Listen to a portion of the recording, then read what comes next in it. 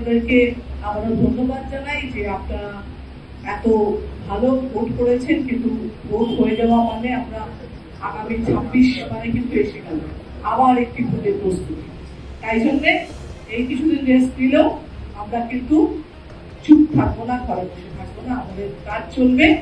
আমরা আগামী দিনে জয়ী হব, তৃণমূল জয়ী হবে, অভিষেক বন্দ্যোপাধ্যায় জয়ী হবে, মমতা বন্দ্যোপাধ্যায় জয়ী হবে। এটাই আমাদের লক্ষ্য, এটাই আমাদের স্বপ্ন।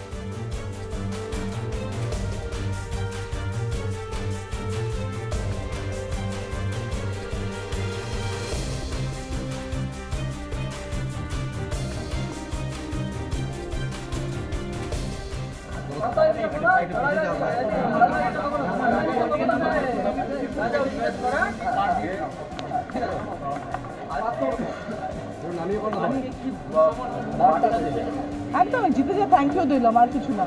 ওদের জন্যই জিত, কর্মীদের জন্যই সম্ভব হয়েছে এবং কর্মীদের অক্লান্ত পরিশ্রমে দল বারবার জিতছে, তো ওদেরই সে ধন্যবাদ প্রাপ্য।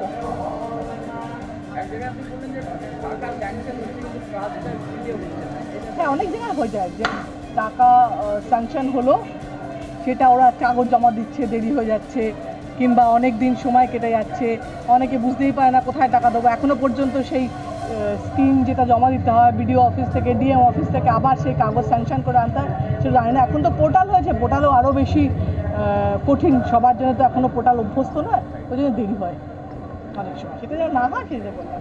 ভোটের আগে তো বারবার এই অভিযোগগুলো দেওয়া ছিল স্থানীয়রা আপনাকে, কাজ হচ্ছে না, কাজ করা হয়নি, এবার কি তাই আগে থেকেই সতর্ক করে দিচ্ছে? না, সেরকম কিছু ব্যাপার না। ওরও কে কী বললো, কী অভিযোগ করে ফেলো না। কোনো কাজ যেটা পোর্টালে আছে, পোর্টালের সিস্টেম আছে, সেই সিস্টেমগুলো সবাই অভ্যস্ত এখনও হয়নি, সেটা অভ্যস্ত হতে হবে, তাড়াতাড়ি করতে হবে কাজগুলো। কারণ তা না হলে টাকা ফেরত আসতে হয়, আমাকে টাকা তুলে নিতে হয়, কারণ পরের স্কিমগুলো দিতে হবে বলে।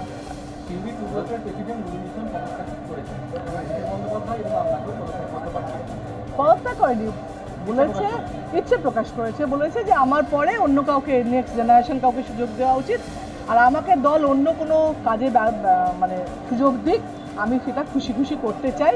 ব্লক প্রেসিডেন্টকে অন্য কাউকে দেওয়ার জন্য রিকোয়েস্ট করেছে।